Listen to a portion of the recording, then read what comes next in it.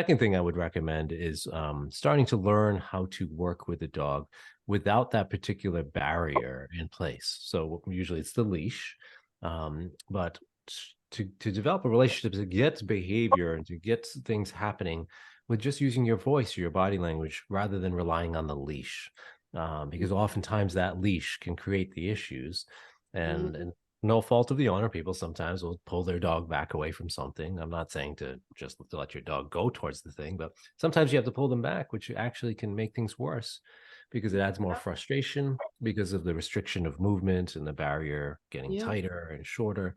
So one of the best things you can do to help undo that muscle memory, right? Because you have a lot of muscle memory. A lot of people just or get nervous, they hold the leash tighter to them, they wrap the leash around their hand.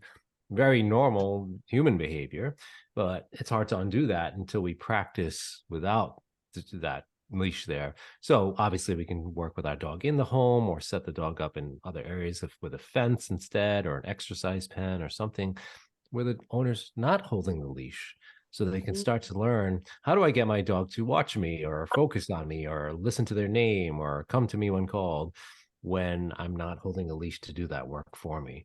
So practicing that and using ample amounts of reinforcement, teaching the dog, hey, if you just look at me while you're here, good job, and then reinforce that, give them a cookie or treat.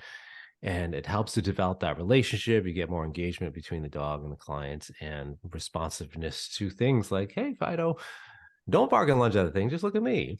But I'm not using the leash to get you to do that. I'm using my voice and the relationship and the reinforcement history that we've developed through this hands off stuff. Yeah. Then go back outside in the real world with the leash, and you'll see the total difference, because you'll be like, wait a second, I can do this without having to use a leash, you know?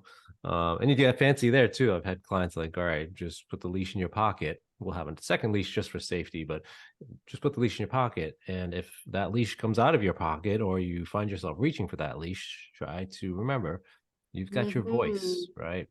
So you'll see that they really get away from having to use that leash.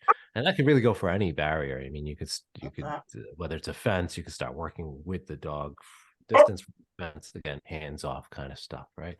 Mhm. So that's probably number two. I would say number three is to we're going to pick some spots where the dog is going to be successful in, and